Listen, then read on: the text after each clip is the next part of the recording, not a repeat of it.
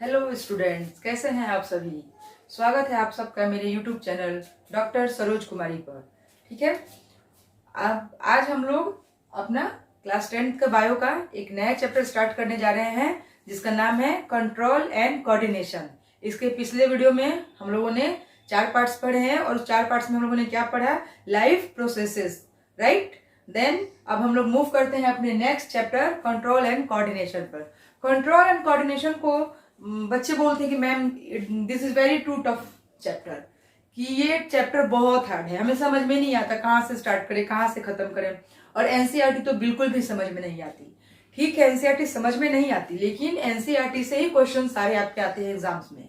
सो NCERT को तोड़ मरोड़ के एक सिंपलेस्ट वे में आप लोग के सामने मैं लेकर आई हूँ और उम्मीद है कि आप लोग को बहुत अच्छे से समझ में आएगा। और स्टार्ट करते हैं हम अपना आज का चैप्टर पूरे जोश के साथ। Okay, let's come to the today's chapter control and coordination. जैसे कि चैप्टर का नाम है कंट्रोल। कंट्रोल से आप लोग क्या समझते हैं कि किसी चीज को नियंत्रित करना, राइट। एंड कोऑर्डिनेशन मीन्स होता है कि उसको बैलेंस मेंटेन करके रखना। ठीक है, तो कंट्रोल और कोऑर्डिनेशन से हम लोग समझ रहे हैं कि ह्यूमंस हो या एनिमल्स हो, उन सबके बीच क्या होता है, उनका ग्रोथ हो, डेवलपमेंट हो, रिप्रोडक्शन हो, हर चीज पे एक कंट्रोल और एक इक्वल कोऑर्डिनेशन बना के, इक्वल बैलेंस बना के रखना, ये कंट्रोल और कोऑर्डिनेशन में हम लोग पढ़ते हैं।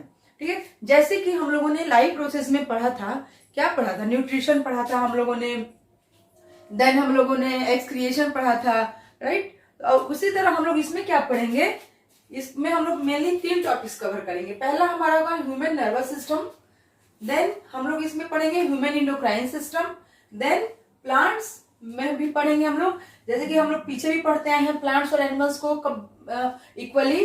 देन हम लोग इसमें भी पढ़ेंगे कि ह्यूमंस का नर्वस सिस्टम कैसा होता है, फिर ह्यूमन इंडोक्राइन सिस्टम क्या है, और देन प्लांट्स में मूवमेंट्स और प्लांट्स के हार्मोन्स, ये भी हम लोग इस चैप्टर में कवर करेंगे। सो हम लोग इस चैप्टर में ये 3 टॉपिक कवर करने वाले हैं, right. Control and coordination. Control और कोऑर्डिनेशन में पहले हम लोग देखते हैं कि उसको पहले हम लोग समझने की कोशिश करते हैं, right. Proper control and coordination is necessary to carry out various function of the life. अपने लाइफ के वेरियस फंक्शंस को परफॉर्म करने के लिए हमें कंट्रोल और कोऑर्डिनेशन को, मतलब क्या कहता है, कंट्रोल और कोऑर्डिनेशन बहुत ही नेसेसरी है, आवश्यक है, और इसे हम लोग को मेंटेन भी करके रखना है, जो कि हमारे कुछ हार्मोन्स और हमारे नर्वस सिस्टम मिलकर इसे कंट्रोल करते हैं। वी एनालाइज एंड रिकॉग्नाइज, हम लोग ये एनालाइज और रिकॉग्नाइज करते हैं कि various events and display only the correct response, कि बहुत से ऐसे फंक्शंस है जो करेक्ट रिस्पॉन्स पे ही क्या होते हैं, डिस्प्ले होते हैं। बहुत ऐसे फंक्शंस हैं जो इवेंट हैं जो क्या होता है, display only the correct response, जब उन्हें करेक्ट रिस्पॉन्स मिलता है तभी वो डिस्प्ले होते हैं।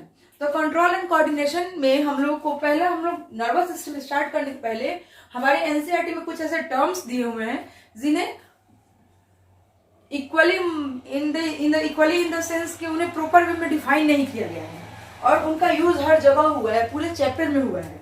तो पहले हम लोग समझ लेंगे कि वो की टर्म्स क्या हैं। उन की टर्म्स को पहले हम लोग समझते हैं ताकि हमें जब चैप्टर में बार बार हम रिपीट करें स्टिमुलस, रिसेप्टर, इफेक्टर, रिस्पॉन्स, तो हम लोग कंफ्यूज नहीं हो कि कौन क्या है। देन फर्स्ट हम लोग देखते हैं स्टिमुलस। स्टिमुलस क्या है, any the change factor which causes a change in activity और behaviour of an organism. Any the change, कोई भी ऐसा चेंज, कोई भी ऐसा बदलाव जो क्या करे, विच causes a change in activity और बिहेवियर ऑफ द ऑर्गेनिज्म, कोई भी ऐसी चेंजिंग जो ऑर्गेनिज्म के बिहेवियर में चेंज शो करे। जैसे कि अभी हम लोग हंस रहे हैं, ठीक है, तो कुछ ऐसा क्या हुआ, कुछ तो ऐसा घटा हमारे साथ कि हम लोग अचानक से रोने लगे, तो उससे क्या हुआ कि हमारे बिहेवियर में, हमारी एक्टिविटी में चेंज आई। देन तो रिसेप्टर, रिसेप्टर क्या है, receptors are the cell, tissue और organs that receive the stimulus. अब स्टिमुलस में एग्जांपल एक बार आप लोग देख लीजिए जिससे आप लोग का स्टिमुलस और क्लियर हो जाए, क्योंकि ये सारे जो है नीचे की टर्म से स्टिमुलस से ही रिलेटेड है।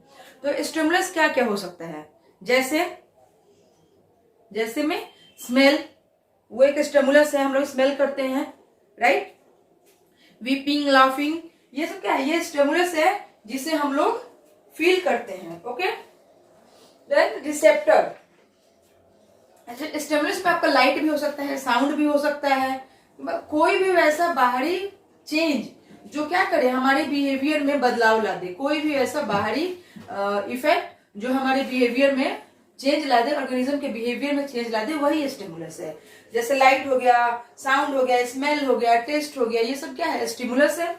Then receptor, receptor are the cell, receptor cell भी हो सकते हैं, टिश्यू भी हो सकते हैं और ऑर्गन्स भी हो सकते हैं। जैसे किसी एक पार्टिकुलर सेल ने उस रिसेप्टर को रिसीव किया, या टिश्यू भी हो सकता है, ग्रुप ऑफ सेल्स भी हो सकता है, या कोई हमारा ऑर्गन भी हो सकता है। जैसे अभी हम लोग ने कहा कि टेस्ट या स्मेल, तो स्मेल हम लोग कैसे लेते हैं, नोज से, through our nose, taste through our tongue, तो ये क्या है, ऑर्गन है हमारे। तो हम लोग कह सकते हैं कि रिसेप्टर क्या है, सेल भी हो सकता है, टिश्यू भी हो सकता है और हमारा ऑर्गन भी हो सकता है जो स्टिमुलस को रिसीव करता है। स्टिमुलस क्या हुआ, लाइट, जैसे अचानक से हम लोग अंधेरे में हैं और तेज रोशनी आई हमारी आंखों पे, तो हम लोग अपनी आंखें पलके झपकाने लगते हैं, तो ये क्या हुआ, स्टिमुलस क्या हुआ, लाइट हुआ, और रिसेप्टर क्या हुआ, हमारे ऑर्गन्स हुए, जैसे हमारा आईज हुआ। क्लियर।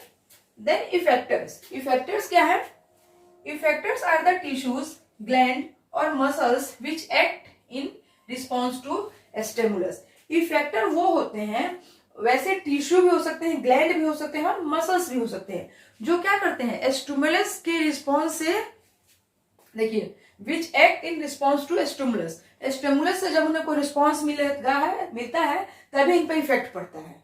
जैसे कि ग्लास में मान लीजिए हम लोगों ने ये ग्लास है, इसमें गर्म पानी है, ठीक है, सपोज दैट हम लोग जब इसको टच करते हैं तो इसमें क्या हुआ, हम लोग जब इसे टच कर रहे हैं तो हमारा हैंड है, हैंड में हमारे बोन्स है, मसल्स हैं, तो ये क्या हुआ, ये जब इसको टच कर रहे हैं तो हमें गर्म लगा, तो हमने अपना हैंड बैक लिया, पीछे खींचा, तो वो क्या हो गया कि इफेक्टेड है टिश्यूज, ग्लैंड और मसल्स भी हो सकते हैं। तो हमारा हैंड क्या है, मसल्स है, which act in response to stimulus, जो स्टिमुलस से रिस्पॉन्स मिलने पे एक्ट करते हैं, वो होते हैं इफेक्टर, मतलब जिसपे इफेक्ट पड़ा। रिस्पॉन्स, अब रिस्पॉन्स क्या होता है, हर जगह चर्चा हो रही है रिस्पॉन्स रिस्पॉन्स रिस्पॉन्स, फाइनली देखते हैं कि रिस्पॉन्स क्या है। Response is the reaction toward a stimulus by an organism.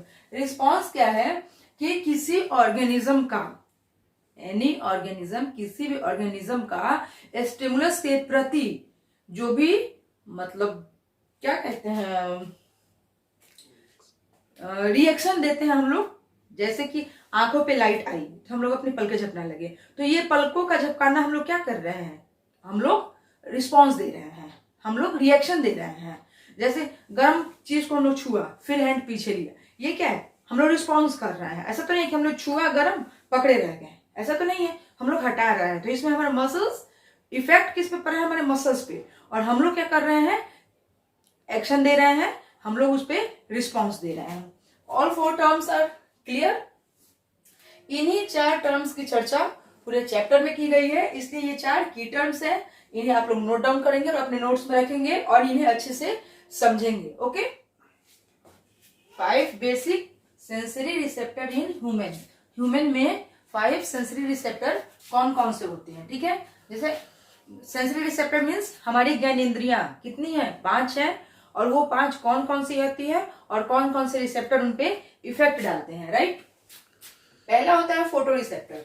Photo receptor light, जो हमारी आईज को क्या करता है, सेंस ऑर्गन कौन सा हमारा, उसको रिसीव आईज करती है, स्टिमुलस लाइट, स्टिमुली क्या है, लाइट, यानी कि लाइट का हमारे आईज पे आना क्या होता है, फोटो रिसेप्टर। देन इधर से लिखते हैं स्मेल, ठीक है, स्मेल कौन कैच करता है, हमारा नोज, हमारे ये क्या है, सेंसरी ऑर्गन, और उसे क्या कहते हैं हम लोग, olfactory receptor, right. Then taste, taste हम कहाँ फील करते हैं, अपने टंग पर, और देन ये क्या है, गैस्ट्री रिसेप्टर। साउंड, जो कि हमारा ईयर रिसीव करता है और इसे हम फिनो रिसेप्टर कहते हैं। हीट, कोल्ड, गर्म या ठंडा, वो जो हमारी स्किन फील करती है, क्योंकि हमारी स्किन पे क्या होता है, कुछ भी गर्म लगता है, कुछ ठंडा लगता है, तो उससे हम कौन फील करते हैं, हमारे स्किन, जो कि हमारे सेंसरी ऑर्गन है, सेंस ऑर्गन है, ये फील करती है। और उससे हम लोग क्या करते हैं, थर्मो रिसेप्टर, यानी कि हीट कोल्ड को किस रिसेप्टर के अंदर आता है, थर्मो रिसेप्टर। देन एक और आता है नोसिसेप्टर, नॉट नोसी रिसेप्टर, नोसिसेप्टर। इससे भी हमारी स्किन ही फील करती है, और ये क्या होता है, पेन होता है। जैसे किसी ने चींटी काट ली, या किसी चींटी ने हमें काट लिया, मधुमक्खी ने काट लिया, तो हमारी स्किन पे क्या होता है, ये हमें फील होता है, और ये इसे हम लोग क्या कहते हैं, नोसिसेप्टर। तो ये हमारे 5 सेंस ऑर्गन है, और ये हमारी 5 स्टिमुली है जो इफेक्ट डालती हैं हमारे सेंस ऑर्गन पे, और उसे हम लोग क्या कहते हैं, उस रिसेप्टर को हम लोग क्या कहते हैं। क्लियर? अब देखिए क्या होता है कि स्टिमुलस जो होता है, stimulus that means light, okay, अच्छे से समझेंगे इसे। स्टिमुलस दैट इज लाइट, ये कहाँ गया, हमारे रिसेप्टर ऑर्गन पे गया। आइज इज और receptor organ, stimulus light, eyes is और receptor organ. Then sensory nerve पे गया, जो हमारी वैसे नर्व जो क्या करती है, लाइट को रिसीव करती है, वहां तक पहुंचा, फिर वहां से ब्रेन को गया या स्पाइनल कॉर्ड को गया, क्योंकि कुछ नर्व्स हमारी ब्रेन तक कनेक्ट होती है और कुछ हमारे स्पाइनल कॉर्ड तक ही कनेक्ट होती है। तो ये डिपेंड करता है कि वो सेंसरी नर्व कहाँ पे कनेक्ट है। देन क्या हुआ, रिस्पॉन्स मिला हमें, या तो हमारे ब्रेन ने रिस्पॉन्स दिया, या फिर हमारे स्पाइनल कॉर्ड ने कमांड किया। देन मोटर नर्व, उस मोटर नर्व तक पहुंची वो, और देन क्या हुआ, इफेक्टर ऑर्गन के पास पहुंच गई। जैसे कि स्टिमुलस, देखिए क्या हुआ, फॉर एग्जाम्पल मैं समझाती हूँ। जैसे स्टिमुलस हो गई लाइट, राइट, लाइट आई हमारे आईज पे पड़ी, लाइट आई हमारे आईज पे पड़ी, ठीक है, इसे हम लोग फोटो रिसेप्टर बोलते हैं, ये रिसेप्टर की बात थी। अभी हम लोग ये एग्जाम्पल समझ रहे हैं, ठीक है। फिर ये हमारे सेंसरी नर्व तक पहुंची, राइट, सेंसरी नर्व हमारा, फिर नर्व क्या, जो हमारी आंखों की नर्व्स हैं, जो हमारे आईज की नर्व्स हैं, सेंसरी नर्व्स तो हमारे, अब मान लीजिए कि हमारे आंखों पे लाइट पड़ रही है, तो सेंसरी नर्व कहाँ होगा, आंखों में ही होगा ना, पैर में थोड़ी ना होगा, हाथ में थोड़ी होगा, वो हमारी आंखों में ही होगा। तो वो सेंसरी नर्व तक पहुंची, उस नर्व ने क्या किया, तुरंत रिपोर्ट किया हमारे स्पाइनल कॉर्ड को या हमारे ब्रेन को। तुरंत ब्रेन या स्पाइनल कॉर्ड ने वहां से उसको एक्शन दिया, यानी कि रिस्पॉन्स दिया कि ये गर्म लग रहा है, तुरंत अपना हाथ तुम पीछे खींचो, अरे आंख पे लाइट आई है, तुरंत आंख बंद करो, ऐसे। देन वो क्या हुआ, उस रिस्पॉन्स को हमारे मोटर नर्व ने रिसीव किया, मोटर नर्व जो कि हमें क्या कहते हैं, इंफॉर्मेशन पास कर रहे हैं, माने हमारे ऑर्गन के जो नर्व है उन्हें मोटर नर्व बोल रहे हैं। तो वो कहाँ गए, हमारे मोटर नर्व तक हमारे पहुंचे, और देन हमारा ऑर्गन इफेक्ट किया, हमने अपनी आंखें बंद कर ली, हमने अपना हाथ पीछे खींच लिया, कुछ बैड स्मेल आ रही है तो हमने अपना नाक बंद कर लिया। क्यों? क्योंकि हमारी स्टिमुलस ने रिसेप्टर ऑर्गन को दिया, रिसेप्टर ऑर्गन ने सेंसरी नर्व को दिया, उस नर्व ने उसे स्पाइनल कॉर्ड या ब्रेन तक पहुंचाया, ब्रेन ने तुरंत वहां से एक्शन दिया कि रिस्पॉन्स दिया, एक्शन या रिस्पॉन्स दिया कि मोटर नर्व तुम जल्दी उसको जाके बोलो कि हाथ पीछे खींच ले, या अपनी आंखें बंद कर ले, या अपने नोज को क्लोज कर ले। जिस टाइप का स्टिमुली है वैसा इफेक्ट, वैसे ऑर्गन को उसने कमांड दिया। तो ये ऐसे पास आउट होता है, एक से आगे बढ़ के। इसमें एक टर्म आता है नर्व, ठीक है, नर्व देखते हैं क्या है। स्टार्ट करते हैं हम लोग human nervous system. Human nervous system क्या है, ये हमारे 2 पार्ट्स में डिवाइड है, ठीक है। एक होता है सेंट्रल नर्वस सिस्टम, देन एक होता है peripheral nervous system. Central nervous system को सीएनएस भी बोलते हैं, और पेरिफेरल नर्वस सिस्टम को पीएनएस भी बोलते हैं। Peripheral nervous system, central nervous system, short form है सीएनएस एंड पीएनएस। कहीं टर्म मिले आपको CNS PNS, don't be confuse. CNS में हमारा आता है सेंट्रल नर्वस सिस्टम में ब्रेन और स्पाइनल कॉर्ड, ये हमारे आते हैं सेंट्रल नर्वस सिस्टम में। देन पेरिफेरल नर्वस सिस्टम में हमारा नर्व्स आता है, राइट, नर्व्स। और ये नर्व्स फर्दर 2 टाइप्स के होते हैं, कैसे, cranial nerves, right, and spinal nerves. Cranial nerves क्या होते हैं कि nerves direct associated with brain. वैसे नर्व्स जो डायरेक्टेड एसोसिएटेड होते हैं हमारे ब्रेन से, राइट। वैसे nerves directed associated with our brain. इसके पहले अभी हम जहां मैं आप लोगों को समझा रही थी कि स्टिमुलस कैसे आगे बढ़ता है, वहां पे मैंने आपको बताया था कि या तो वो क्या करेगा, ब्रेन तक जाएगा या स्पाइनल कॉर्ड तक जाएगा। तो वो यही चीज है, यही से मैंने लिया उसे, इसलिए उसके बाद इसको बताया मैंने कि आप लोगों को समझ में आ जाएगा। जो वैसे नर्व्स जो डायरेक्टली एसोसिएटेड होते हैं हमारे ब्रेन से, वो क्या होते हैं, उन्हें हम क्रेनियल नर्व्स कहते हैं। और ये 12 पेयर होते हैं, नॉट इन नंबर, 12 पेयर्स, ठीक है।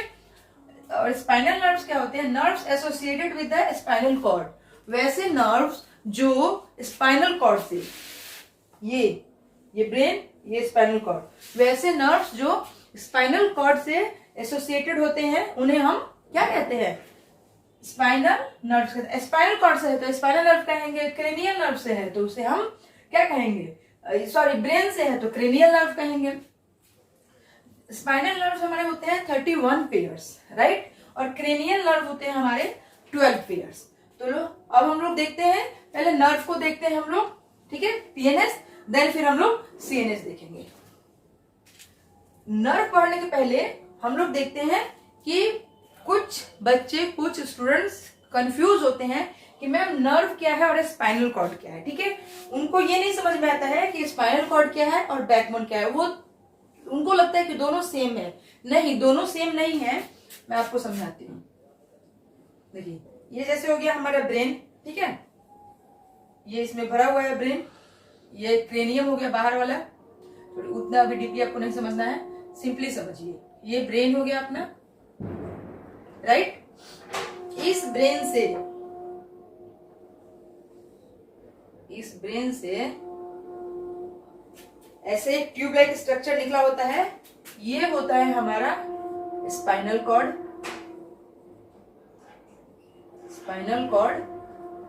राइट। अब इस स्पाइनल कॉर्ड के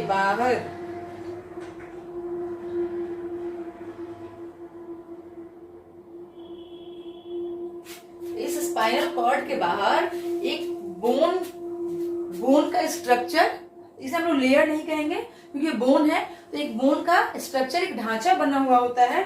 और इस ढांचे को हम लोग क्या बोलते हैं, स्ट्रक्चर को बैकबोन, राइट, या वर्टिब्रल कॉलम।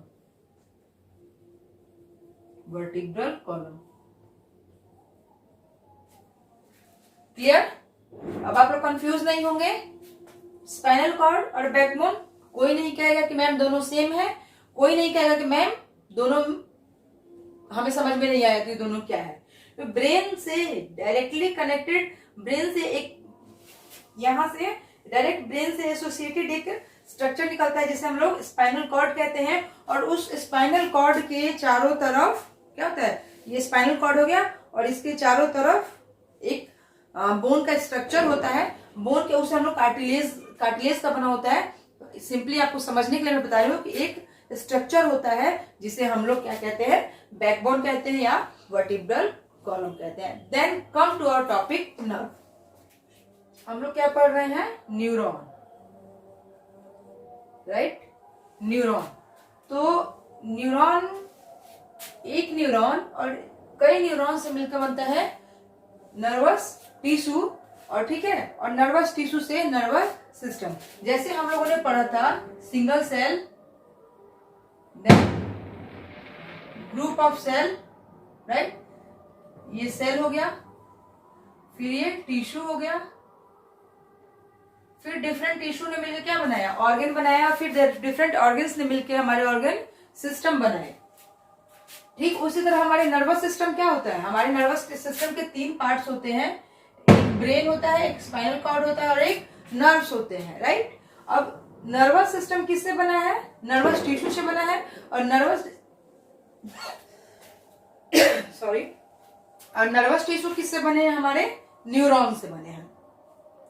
तो हम लोग पहले अपना न्यूरॉन देखते हैं, ठीक है, फिर देन हम लोग नर्वस टिश्यू और नर्वस सिस्टम पे जाएंगे। न्यूरॉन या नर्व सेल, न्यूरॉन भी बोलते हैं, उसे नर्व सेल भी बोलते हैं। Neuron is highly specialized cell.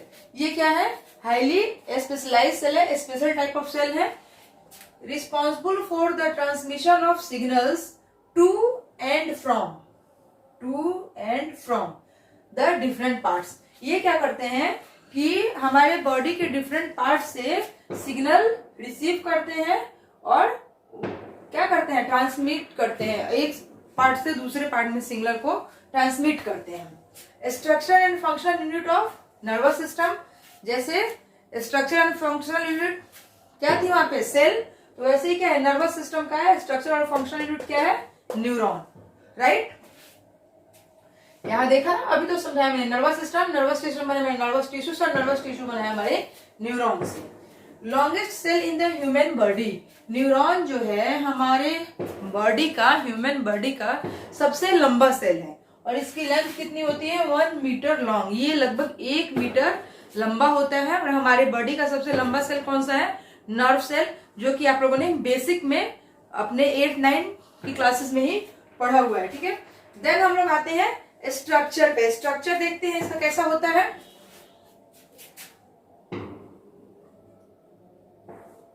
Structure किसका स्ट्रक्चर हम लोग देख रहे हैं, न्यूरॉन का।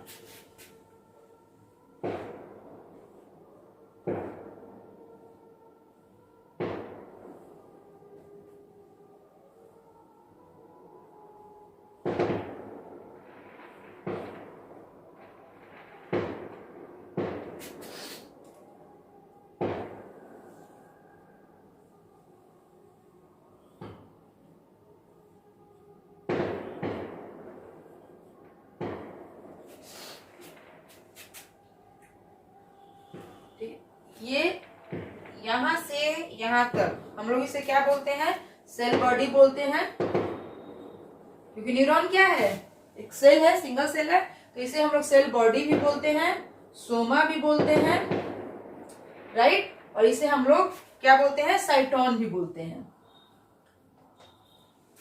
यहां से लेकर यहां तक हम लोग सेल बॉडी बोलते हैं, सोमा भी बोलते हैं और देन साइटोन भी बोलते हैं। ये हमारा न्यूक्लियस होता है बीच में, राइट। देन ये हमारे डेंड्राइट्स होते हैं,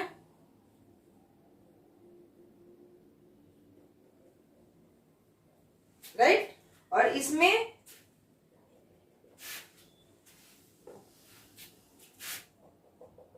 ये जो होता है हमारा साइटोप्लाज्म होता है, साइटोप्लाज्म, राइट। ये हो गया हमारा सेल बॉडी, ओके।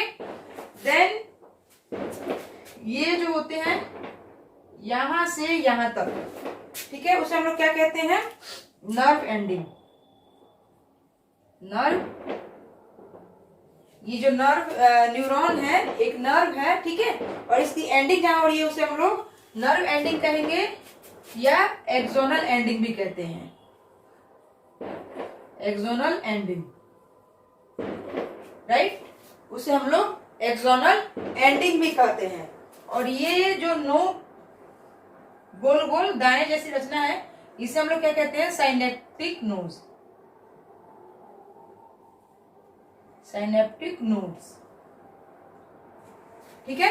ये हो गया हमारा साइनेप्टिक नोड। अब ये होता है, ये जो बॉडी का ये पार्ट है इसे हम लोग एक्सॉन बोलते हैं, एक्सॉन, राइट। अब किसी किसी न्यूरॉन में एक्सॉन पे एक माइलिन शीट की कवर चढ़ी हुई होती है, ऐसे,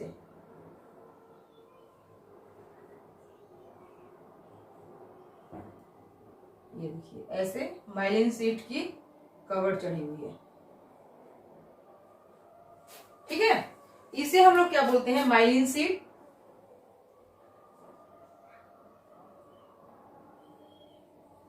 माइलिन शीट,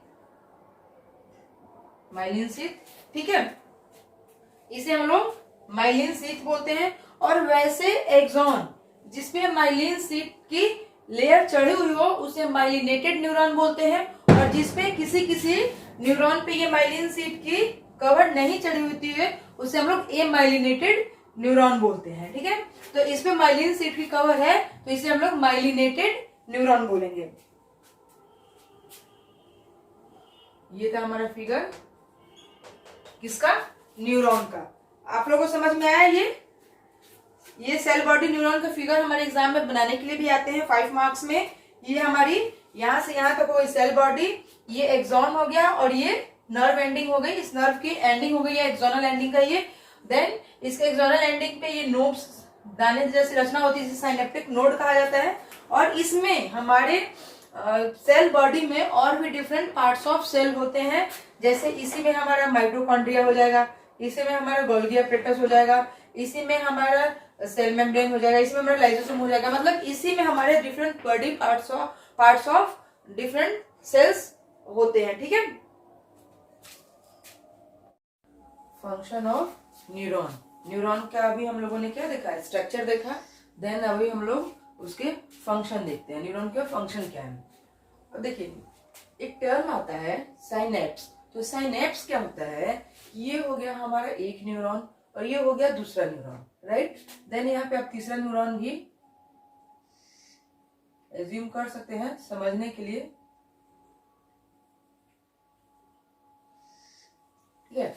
तो ये जो न्यूरॉन्स होते हैं जैसे सेल्स होते हैं, तो वो जब ग्रुप में बन जाते हैं तो टिश्यूज होते हैं, तो ये ग्रुप में नहीं बनते हैं। ये क्या करते हैं, ये न्यूरॉन्स जो एक न्यूरॉन से दूसरे न्यूरॉन के बीच का जो गैप होता है, उस गैप को हम लोग क्या कहते हैं, साइनेप्स कहते हैं, SYNAPSE, साइनेप्स। ये क्या है synapse, microscopic gap between two adjacent neurons. ये माइक्रोस्कोपिक गैप है, ये हमें माइक्रोस्कोप से ही दिखता है, ये ऐसे हमें ओपन आइज से नहीं दिखाई देता है, ठीक है। तो ये साइनेप्स जो है दो न्यूरॉन के बीच का क्या होता है, एडजेसेंट प्लेस होता है। दो न्यूरॉन है उनके बीच में जो गैप है उसे ही हम साइनेप्स कहेंगे। Then nerve impulses are wave of electrical and chemical signals. ये कैसे वर्क कर रहा है अभी समझाऊंगी, पहले आप लोगों को ये बता दूं ताकि आप लोग इसमें कंफ्यूज ना हो। Nerve impulses are wave of electrical and chemical signals carried long nerves और न्यूरॉन्स। नर्व इम्पल्स क्या है कि वैसे सिग्नल्स हैं जो क्या करता है, इलेक्ट्रिक सिग्नल्स हैं जो ये कैरी करता है। कौन कैरी करता है, नर्व कैरी करता है एक नर्व से दूसरे नर्व में। Nerve impulses are initiated at receptor cells as a result of stimuli from the environment. Nerve impulse क्या करता है कि इन्वायरमेंट से उस रिसेप्टर, एज ए रिसेप्टर उसे एक्सेप्ट करता है उस स्टिमुली को, और देन क्या करता है उसे आगे ट्रांसमिट करता है। अब आते हैं यहाँ पे, जैसे कि ये हो गया हमारे डेंड्राइट्स। तो इस डेंड्राइट्स ने क्या किया, हमारे आउटर इन्वायरमेंट से, जो यहाँ मैंने अभी बताया, हमारे आउटर इन्वायरमेंट से इसने क्या किया, इम्पल्स कलेक्ट किया, उसे इम्पल्स मिला, या उसे कह सकते हैं कि इलेक्ट्रिकल या केमिकल सिग्नल्स मिले। फिर देन ये सिग्नल्स आए हमारे सेल बॉडी, डेंड्राइट्स के थ्रू हमारे सेल बॉडी में आए। देन हमारे सेल बॉडी ने एक्सॉन को ट्रांसफर किया। देन हमारे एक्सॉन ने क्या किया, एंडिंग पॉइंट क्या है, साइनेप्टिक नोड जो है वो एंडिंग पॉइंट है। साइनेप्टिक नोड को मैं यहाँ पे समझाती हूँ आप लोगों को। यही ना है हमारा साइनेप्टिक नोड, जो यहाँ पे क्या होता है, ऐसे दाने दाने जैसे स्ट्रक्चर चिपका हुआ है। तो ये क्या करता है कि ये डेंड्राइट से इसमें सिग्नल ट्रांसमिट हुआ। देन इसने, नोब ने क्या किया, सिग्नल को ट्रांसफर किया। नोब ने सिग्नल को ट्रांसफर किया और ये सारे सिग्नल्स यहाँ इकट्ठे हुए, ठीक है। और फिर यहां से दूसरे डेंड्राइट ने उसे कैच कर लिया, उसे एक्सेप्ट कर लिया। तो ये जो प्रोसेस होता है ये ऐसे ही एक न्यूरॉन से दूसरे न्यूरॉन, दूसरे न्यूरॉन से तीसरे न्यूरॉन, तीसरे से चौथे न्यूरॉन में, और देन एंड सो ऑन, ऐसे ही चलते रहता है, ठीक है। तो ये देखिए ये नोब है हमारे, ये नोब है। यहां क्या हुआ, जो नर्व इंपल्स आए वो यहां आए और इससे इसने ले लिया डेंड्राइट के थ्रू, ये डेंड्राइट के थ्रू, डेंड्राइट से फिर सेल बॉडी में, सेल बॉडी से फिर एक्सॉन में, एक्सॉन से फिर नर्व एंडिंग में। यहाँ पे एक आता है टर्म न्यूरोट्रांसमीटर। जैसे ये जो नर्व इंपल्स यहाँ कलेक्ट हुए हैं यही है न्यूरोट्रांसमीटर, न्यूरोट्रांसमीटर,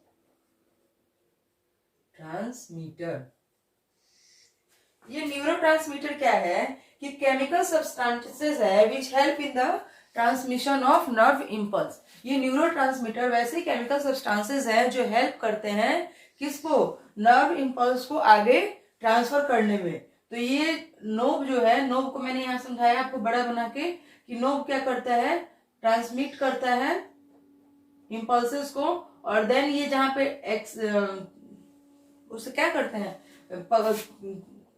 ट्रांसमिट करते हैं, जिसे हम लोग न्यूरो ट्रांसमीटर कह रहे हैं। वो क्या है यहाँ न्यूरो ट्रांसमीटर, ये क्या है कि केमिकल सब्सटेंस है जो क्या करता है, नर्व को ट्रांसमिट करता है, और फिर ये इस ट्रांसमिट करके क्या कर देगा, डेंड्राइट को दे देगा, देन डेंड्राइट सेल बॉडी को दे देगा, देन सेल बॉडी एक्सॉन को, एक्सॉन नर्व एंडिंग को, और फिर ऐसे ही एंड सो ऑन ये प्रोसेस चलते रहती है।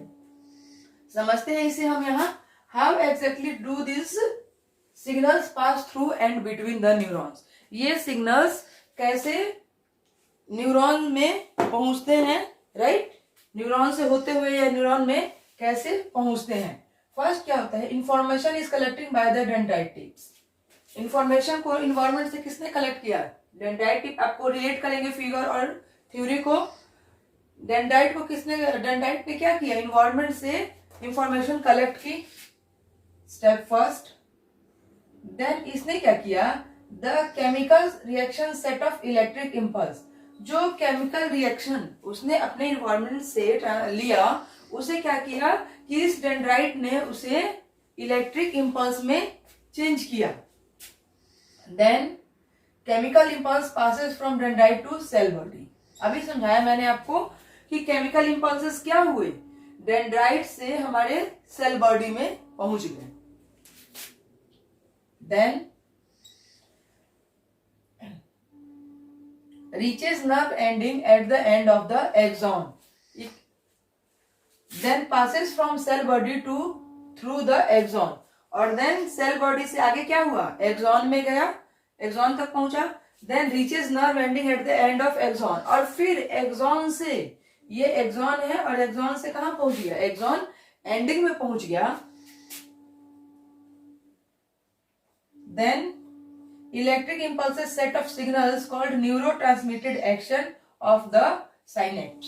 अब साइनेप्स जो क्या था कि माइक्रोस्कोपिक गैप जो था दो न्यूरॉन के बीच में, वहां पे क्या हुआ, electric impulses set of signals, electric impulse ने वहां पे सिग्नल सेट किया, जिसे हम लोग क्या कहते हैं, उसको सिग्नल सेट करने को न्यूरोट्रांसमीटर, ठीक है, अक्रॉस द साइनेप्स। साइनेप्स से होते हुए उस न्यूरोट्रांसमीटर, इलेक्ट्रिक इम्पल्स जो सेट हुआ न्यूरोट्रांसमीटर के थ्रू, वो कहां पहुंचा, देखिए again this again passes as electric signals in the next dendrite and so on. ये क्या रहा है कि और इस साइनेप्स से होते हुए जो न्यूरोट्रांसमीटर के थ्रू पहुंचा नेक्स्ट डेंड्राइट तक, और ऐसे ही आगे पहुंचा फिर नेक्स्ट डेंड्राइट तक, फिर नेक्स्ट डेंड्राइट तक। तो ये प्रोसेस एंड सो ऑन ऐसे ही चलती रहती है, और एक न्यूरॉन दूसरे न्यूरॉन को, दूसरे न्यूरॉन तीसरे न्यूरॉन को सिग्नल्स क्या करता है, नर्व इम्पल्स ट्रांसमिट करते रहता है। एक यहाँ पे टर्म आता है न्यूरोट्रांसमीटर जंक्शन। अब ये क्या है, अभी तो मैम ने आपने न्यूरोट्रांसमीटर बताया, अब जंक्शन बताया, अब ये क्या है कि न्यूरोमस्कुलर जंक्शन है, एनएमजे, जिसे हम लोग शॉर्ट में एनएमजे भी कहते हैं। Points of contact between nerve ending of A motor neuron and muscles. कह रहा है कि पॉइंट ऑफ एंडिंग है किसका, nerve ending of motor neuron and muscles का। ये जो इसके ये न्यूरॉन एंड हो रहा है ना, ये एक न्यूरॉन एंड हुआ और एक यहाँ से स्टार्ट हुआ, तो ये कह रहा है कि इन दोनों को जो जोड़ता है ना, उसे ही हम लोग क्या कहते हैं, न्यूरोमस्कुलर जंक्शन कहते हैं। Okay, types of neuron. Neuron के कितने टाइप्स हैं, अभी हमने उन लोगों ने न्यूरॉन का देखा, देन उसका स्ट्रक्चर देखे, न्यूरॉन के बारे में पहले उसको पढ़ा, उसका इंट्रो पढ़ा, देन उसका स्ट्रक्चर पढ़ा, देन उसके क्या पढ़े, फंक्शन पढ़े। अब हम इस न्यूरॉन के टाइप्स देखते हैं। न्यूरॉन के बेसिकली 3 टाइप्स होते हैं। सेंसरी न्यूरॉन, जिसे हम एफरेंट न्यूरॉन भी कहते हैं। न्यूरॉन के 3 टाइप्स होते हैं, जिसमें पहला है सेंसरी न्यूरॉन, जिसे हम एफरेंट न्यूरॉन भी कहते हैं। देन मोटर न्यूरॉन, जिसे इफरेंट न्यूरॉन कहते हैं, इफरेंट। देन इंटर न्यूरॉन, जिसे हम रिले न्यूरॉन या एसोसिएटेड न्यूरॉन भी कहते हैं। अगर हम कहते हैं इंटर न्यूरॉन, ठीक है, रिले न्यूरॉन, हाँ जी, इंटरन्यूरॉन को ही रिले न्यूरॉन कह रहे हैं, या फिर एसोसिएटेड न्यूरॉन, तो रिले न्यूरॉन को ही एसोसिएटेड न्यूरॉन कह रहे हैं। नाम अलग अलग है लेकिन तीनों सेम है, ठीक है। सेंसरी न्यूरॉन क्या है कि they help in transmitting nerve impulse from receptor to the central nervous system. अब आप लोग को मैं फिगर से दिखाती हूँ। जैसे ये हो गया हमारा सेंट्रल नर्वस सिस्टम, ठीक है, ये क्या है हमारा सेंट्रल नर्वस सिस्टम। देन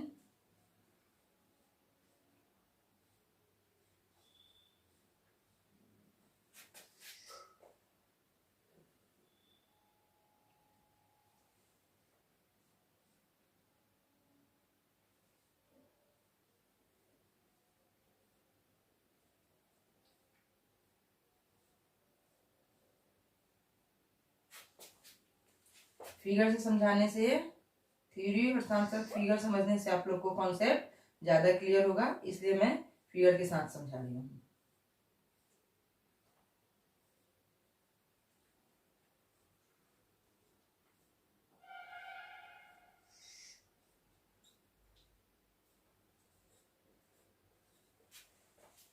अब देखिए ये क्या कह रहा है,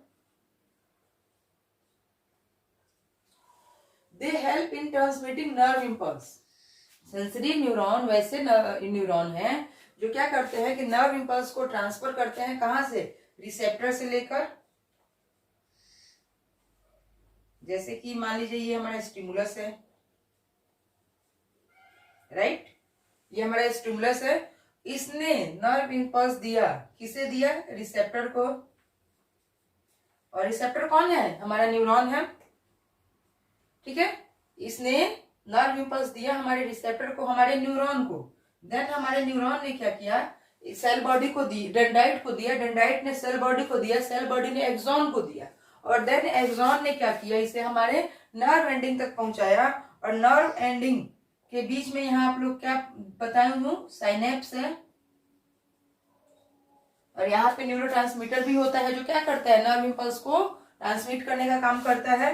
देन ये क्या हुआ कि एक सेल के डेंड्राइट से, सॉरी, एक सेल के नर्व एंडिंग से दूसरे सेल के डेंड्राइट में ये इंफॉर्मेशन ट्रांसमिट हो गई, फिर ये ऐसे, फिर ऐसे, और फिर ये इंफॉर्मेशन कहाँ चली गई, हमारे सीएनएस तक, सेंट्रल नर्वस सिस्टम तक पहुंच गई।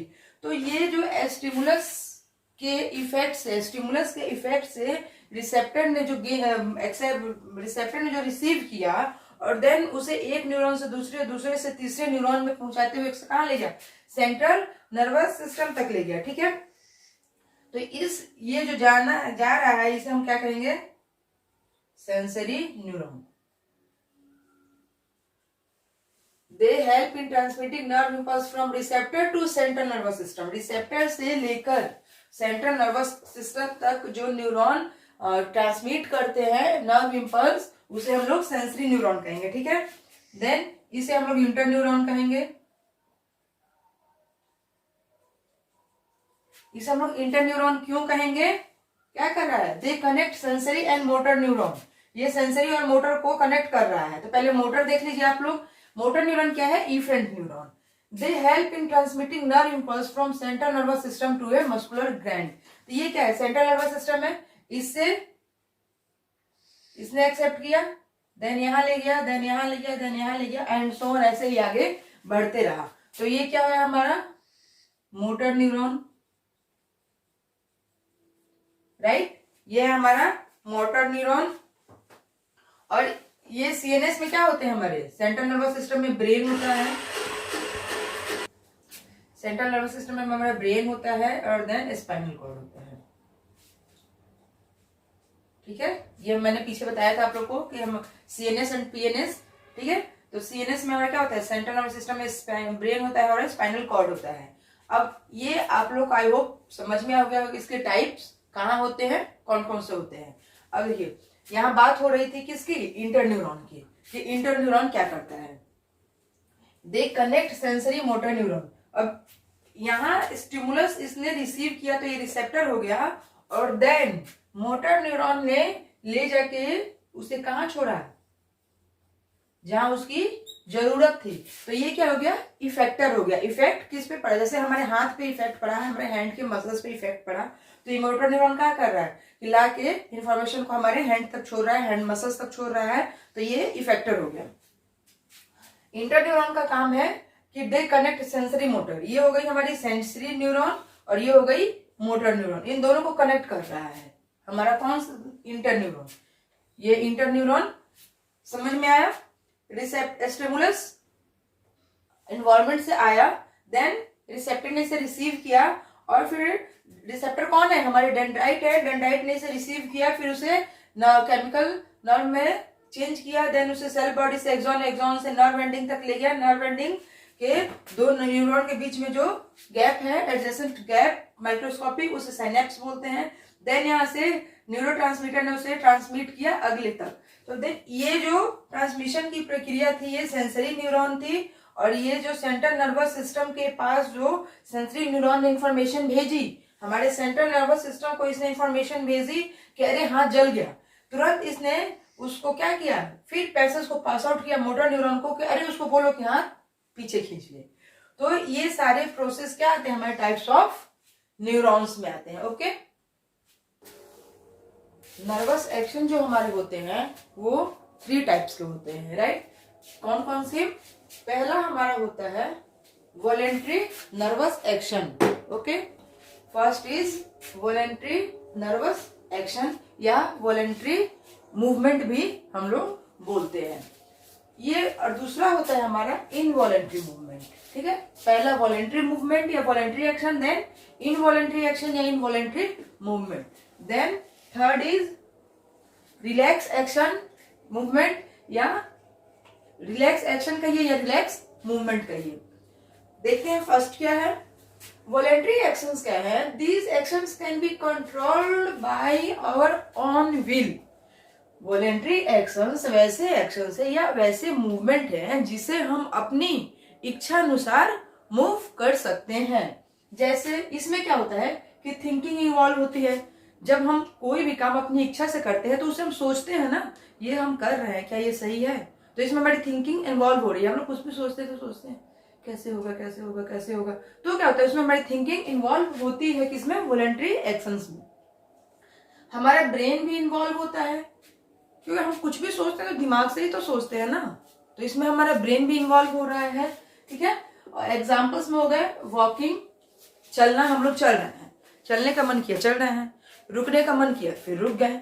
ठीक है, राइटिंग, मुझे लिखने का मन कर, मैंने लिखा, अब मैं नहीं लिखूंगी, मुझे मन नहीं है, तो ये मेरी इच्छा से कंट्रोल हो रहा है। डांसिंग, जंपिंग, ये सारे एक्शंस क्या हैं जो हम अपनी विल से कंट्रोल करते हैं, उसे हम लोग वॉलेंट्री एक्शन कहते हैं, वॉलेंट्री मूवमेंट कहते हैं। इसमें हमारा ब्रेन भी इन्वॉल्व होगा और हमारी थिंकिंग भी इन्वॉल्व होगी। Second one is involuntary actions. Involuntary actions क्या है कि these actions can not be controlled bye on will. हम उसे अपने कंट्रोल से, मतलब अपनी विल के अनुसार, अपनी इच्छा अनुसार उसे कंट्रोल नहीं कर सकते हैं, दैट इज इनवॉलेंट्री। इसमें थिंकिंग इज नॉट इन्वॉल्व। जब हम अपनी इच्छा के अनुसार उसे कंट्रोल ही नहीं कर पा रहे हैं, वो अपने आप हो रहा है, तो उसमें थिंकिंग इन्वॉल्व कैसे होगी? नहीं होगी। बट ब्रेन इज इन्वॉल्व, लेकिन इसमें ब्रेन क्या होगा? ब्रेन हमारा इन्वॉल्व होता है। कैसे होता है? एग्जाम्पल से समझेंगे। एग्जाम्पल है pumping of blood, right. First example is pumping of blood. जैसे कि हमारा हार्ट क्या करता है? ब्लड का पंपिंग करता है, ब्लड का पंपिंग करता है सिस्टोलिक डायस्टोलिक एक्शंस करके। तो उसमें क्या होता है कि वो जो उसमें हमारी थिंकिंग इन्वॉल्व नहीं हो रही है। थिंकिंग इसलिए इन्वॉल्व नहीं हो रही क्योंकि वो हम कंट्रोल नहीं कर रहे हैं, लेकिन हमारा ब्रेन तो उसे कंट्रोल कर रहा है ना। हमारा ब्रेन तो इन्फॉर्म कर रहा है कि कब हमें ब्लड को सिस्टोल करना है, कब डायस्टोल करना है, कब उसको पंप करना है, कब इम्प्योर ब्लड कहाँ जाएगा, प्योर ब्लड कहाँ जाएगा। तो उसमें हमारा ब्रेन इन्वॉल्व हो रहा है। देन पेरिस्टाल्टिक मूवमेंट, हम लोग जो भोजन खाते हैं तो ये यहाँ पे पेरिस्टाल्टिक मूवमेंट होती है ना, तो वो क्या होता है? हमारे माउथ से ओएसोफेगस में जो भोजन जाता है वो पेरिस्टाल्टिक मूवमेंट के थ्रू ही जाता है। उसमें क्या होता है? हमारे मसल्स कॉन्ट्रैक्ट करते हैं, तो वो कौन कहता है? हमारा ब्रेन कहता है कि अब इस फूड को आगे ले चलिए। Contraction and रिलैक्शन of blood vessels, blood vessels का कॉन्ट्रेक्शन और रिलैक्सेशन जो होता है वो कौन कंट्रोल करता है? ब्रेन कंट्रोल करता है। तो इनवॉलेंट्री एक्शंस ऐसे एक्शंस हैं जो हम अपनी विल से कंट्रोल तो नहीं कर पाते हैं और न ही उसमें हमारी थिंकिंग इन्वॉल्व होती है, बट हमारा ब्रेन इन्वॉल्व होता है। Then last is relax action या रिलैक्स मूवमेंट जो कि आपकी एनसीईआरटी में भी डिटेल में दिया हुआ है उसे पढ़ना है। रिलैक्स एक्शन क्या है? These actions can not be controlled by own will. अब देखिए, इनवॉलेंट्री भी कह रहा है कि मैं ऐसा एक्शन हूं जो तुम्हारी इच्छा से कंट्रोल नहीं होगा। रिलैक्स कर रहा है कि मैं भी ऐसी इच्छा हूं जो तुम्हारी मैं भी ऐसी एक्शन हूं जो तुम्हारी विल से कंट्रोल नहीं होगा। देन इसमें डिफरेंस क्या है कि थिंकिंग इज नॉट इन्वॉल्व, ये भी कह रहा है थिंकिंग इज नॉट इन्वॉल्व। तो इसमें डिफरेंस क्या है? दोनों को हम एक ही क्यों नहीं कह सकते हैं? डिफरेंस ये है कि इनवॉलेंट्री में ब्रेन इन्वॉल्व होता है, बट रिलैक्स में brain is not involve. Relax action में ब्रेन इन्वॉल्व नहीं होता है। अब देखिए एग्जांपल समझते हैं। Withdrawal of hand when touch an hot object. जब किसी गर्म चीज को हम छूते हैं तो क्या होता है?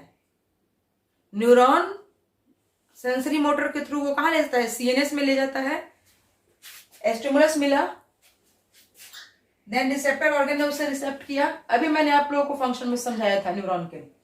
देन वो सेंसरी नर्व उसको लेके गई, ठीक है, यहां से रिसेप्टर ने एक्सेप्ट किया था ना, फिर यहाँ से सेंसरी नर्व लेके गई थी, फिर यहाँ पे हमारा सीएनएस बैठा हुआ था, देन यहाँ से मोटर न्यूरॉन ने उसे ट्रांसमिट किया था, तो ये लेके गई सेंसरी नर्व तक।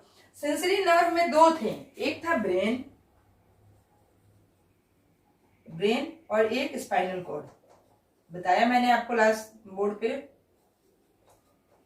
अब ये क्या कह रहा है कि ब्रेन के पास नहीं जा रही है इन्फॉर्मेशन, ये कह रही है कि मैं तुम्हारे पास क्यों जाऊं, मुझे जाना है स्पाइनल कॉर्ड के पास। देन ये क्या होती है कि सेंसरी नर्व स्पाइनल कॉर्ड के पास चली आती है।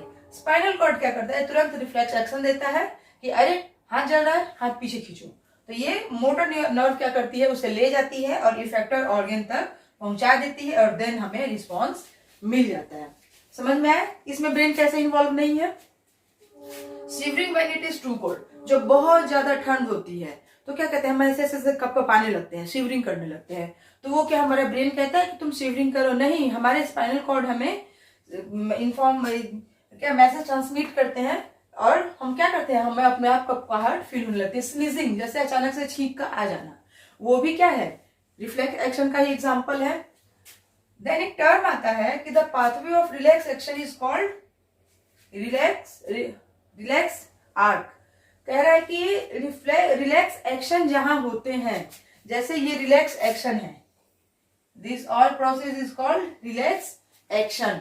तो ये रिलैक्स एक्शन जहां हो रहे हैं उसे हम रिलैक्स आर्क कहते हैं, जो कि आपकी एनसीईआरटी में एक वेल लेवल डायग्राम के थ्रू बहुत अच्छे से समझाया गया है। ठीक है, देखिए यहाँ पे ये हॉट ऑब्जेक्ट है, ठीक है, ये पानी गर्म, इस हैंड को हमने छुआ, पानी गर्म हुआ, receptor in the skin, skin के रिसेप्टर क्या करना है? हीट और पेन को क्या करते हैं? रिसेप्ट करते हैं, पीछे समझाया था मैंने आपको। देन क्या हुआ? ये रेड कलर से डिनोट किया हुआ, ये हमारे सेंसरी न्यूरॉन है, ये रेड कलर से जो बना हुआ है, ये सेंसरी न्यूरॉन क्या कर रही है कि इसे लेके जा रही है कहाँ? और ये हमारे बीच में या इफेक्टर मसल्स इन आर्म में हमारी इफेक्टर मसल्स है।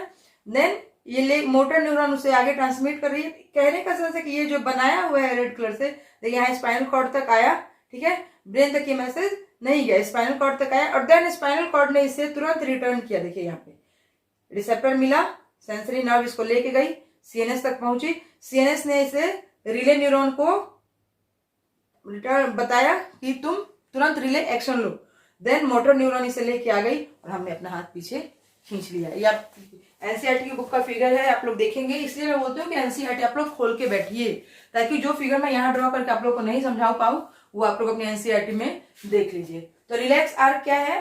क्यों? The pathway of relax action, relax action जिस पाथवे से होकर गुजरता है उसे हम लोग रिलैक्स आर्क कहते हैं। ओके, अब ये हमारे न्यूरॉन का टॉपिक खत्म हुआ, न्यूरॉन कंप्लीटेड। न्यूरॉन के टाइप्स भी देख लिए हम लोगों ने, न्यूरॉन कैसे एक्शन करता है वो भी देख लिया हमने, उसके फंक्शन भी देख लिए, स्ट्रक्चर भी देख लिए, ओके, उसका इंट्रो भी देख लिया। अब हम आते हैं अपने ह्यूमन नर्वस सिस्टम पर। ह्यूमन नर्वस सिस्टम का ये फ्लो चार्ट हमने लास्ट बोर्ड में देखा था। ह्यूमन नर्वस सिस्टम दो पार्ट्स में हम लोग पढ़ते हैं, सेंट्रल नर्वस सिस्टम जिसे मैंने बताया था सीएनएस, और पेरिफेरल नर्वस सिस्टम पीएनएस। मैंने लास्ट बोर्ड में इसका फुल फॉर्म लिखा था, यहाँ इसमें ये मैंने आपको शॉर्ट में समझाया है। CNS central nervous system, PNS peripheral nervous system. Then central nervous system में आता है हमारा ब्रेन, देन स्पाइनल कॉर्ड, ये भी मैं आपको बता चुकी हूँ। सेंट्रल नर्वस सिस्टम में ब्रेन एंड स्पाइनल कॉर्ड। अब ब्रेन के 3 पार्ट्स होते हैं, फोर ब्रेन, मिड ब्रेन और hind brain. Okay, fore brain, mid brain और हिंड ब्रेन। फोर ब्रेन क्या है कि फोर ब्रेन जो है हमारे ब्रेन का सबसे लार्जेस्ट पार्ट है, ठीक है। ये फोर ब्रेन जो है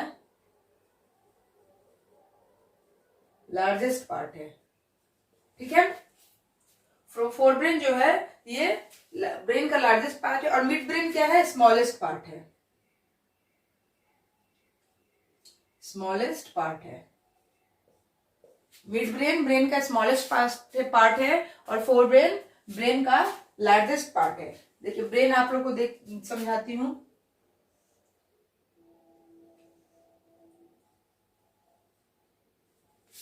ये हो गई हमारी ब्रेन, ठीक है। ये है हमारी लेफ्ट ब्रेन, लेफ्ट ब्रेन। ये हमारी राइट ब्रेन,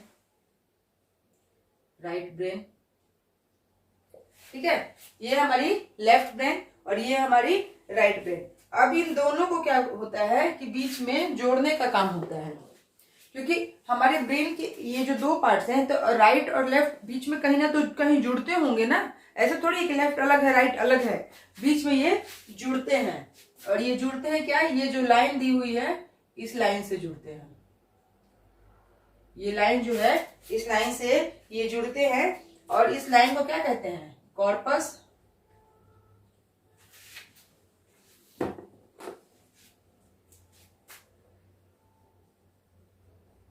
कॉर्पस कोलोसम, ठीक है। ब्रेन के दोनों पार्ट को जोड़ने वाली लेयर को क्या बोलते हैं, कॉर्पस कोलोसम बोलते हैं, राइट। अब हमारा फोरब्रेन जो कि हमारे ब्रेन का लार्जेस्ट पार्ट है, तो ये फर्दर डिवाइडेड होता है 3 पार्ट्स में, cerebrum, thalamus and hypothalamus, right. Cerebrum, thalamus and hypothalamus. हम लोग ब्रेन के पार्ट पढ़ेंगे, ठीक है। देन हम लोग स्पाइनल कॉर्ड पढ़ेंगे और नर्व्स हम लोग पढ़ चुके हैं, अभी अभी हम लोग खत्म किए हैं क्या, हमारा न्यूरॉन। तो हम लोग पीएनएस पढ़ चुके हैं, हम लोग अभी सीएनएस पढ़ रहे हैं और सीएनएस में हम लोग ब्रेन पढ़ रहे हैं, ठीक है। तो ब्रेन में हम लोग फोर ब्रेन, मिड ब्रेन और हिंड ब्रेन पढ़ेंगे, देन सेरिब्रम, थैलेमस और हाइपोथैलेमस पढ़ेंगे, ओके। ब्रेन हमारा क्या है, brain is the highest coordinating, ठीक है, highest coordinating centre of the human body. Brain क्या है, ये हमारे ह्यूमन बॉडी का कोऑर्डिनेटिंग सेंटर और हाईएस्ट कोऑर्डिनेटिंग सेंटर है, क्योंकि सब कुछ क्या कंट्रोल करता है, हमारा ब्रेन ही कंट्रोल करता है। तो ब्रेन के फर्स्ट पार्ट पे चलते हैं, फोर ब्रेन। फोर ब्रेन जो हमारा होता है वो fore brain further different parts में डिवाइड होता है। फोर ब्रेन के अलग अलग हिस्से होते हैं, जिसमें हमारा पहला होता है फ्रंटल लोब। फ्रंटल लोब क्या करता है, प्लानिंग करता है, ऑर्गेनाइजेशन करता है, सेल्फ कंट्रोल करता है। किसी किसी बच्चे में कहते हैं लोग कि उसकी प्लानिंग सेंस ऑफ व्यू बड़ी अच्छी है, किसी भी चीज पे प्लानिंग बड़ी जल्दी कर लेता है, उसका सेल्फ कंट्रोल बड़ी मोटिवेट है, तो वहां क्या होता है, उसका फ्रंटल लोब ज्यादा एक्टिव होता है। Then parietal lobe, parietal lobe से क्या होता है कि टेम्परेचर, टेस्ट, टच और मूवमेंट कंट्रोल होता है। Then occipital lobe, occipital lobe से हमारा sensing and perceiving mainly visual signals, जितने भी विजुअल सिग्नल्स हम लोग मिलते हैं हमें, जो भी हमें विजुअलाइज्ड होता है, वो सारे सिग्नल्स क्या करते हैं, ऑसिपिटल लोब उन्हें कंट्रोल करता है। देन टेम्पोरल लोब होता है, टेम्पोरल लोब क्या करता है, processing auditory signals and memory. वो क्या करता है कि हमारे मेमोरी को जो सिग्नल्स है उन्हें कंट्रोल करता है। देन हमारा फोरब्रेन डिवाइडेड होता है 3 पार्ट्स में, cerebrum, thalamus and hypothalamus. Cerebrum क्या है, cerebrum is the main thinking part of the brain. Brain का हमारे फोरब्रेन का सबसे बड़ा पार्ट है सेरिब्रम, ठीक है। सेरिब्रम से ही मिलकर हमारा फोरब्रेन बना हुआ है। फोरब्रेन तो बड़ा है ही, फोरब्रेन का सबसे बड़ा पार्ट क्या है, हमारा cerebrum. Cerebrum is the main thinking part of the brain, यह हमारे ब्रेन का मेन थिंकिंग पार्ट है। It is the site of learning, reasoning, intelligence, sensation, action and movement. Cerebrum में क्या क्या फंक्शंस होते हैं, ये साइट है किसका, लर्निंग का, हम लोग जो भी लर्न करते हैं, रीजनिंग का, जो हम लोग सोचते हैं, इंटेलिजेंस का, जो हमारी इंटेलिजेंस होती है, सेंसेशन, एक्शंस एंड मूवमेंट्स का।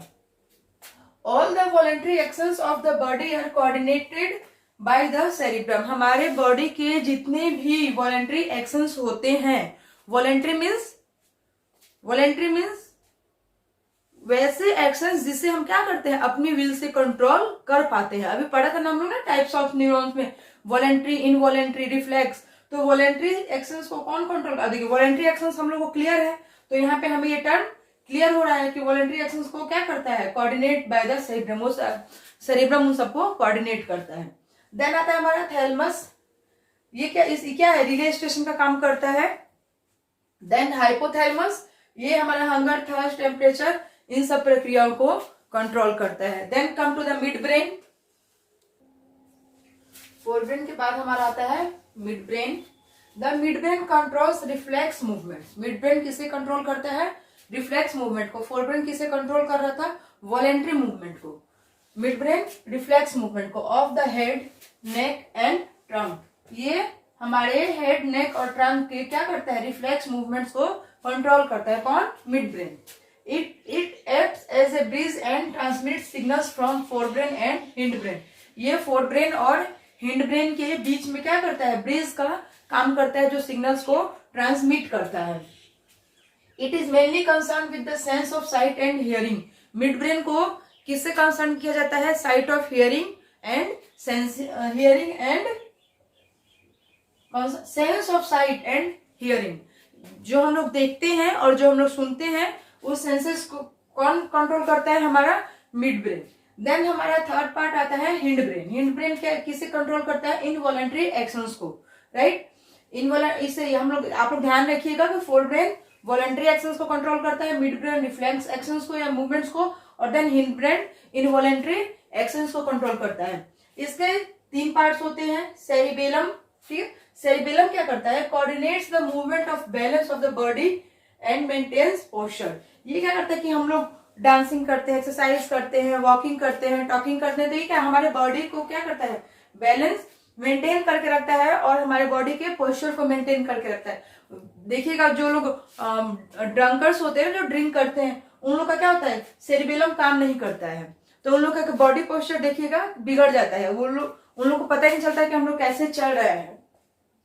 तो वहां पे क्या काम करना बंद करता है, उनका सेरिबेलम काम करना बंद कर देता है। Then pons concern with regulation of breathing rate and sleep cycle.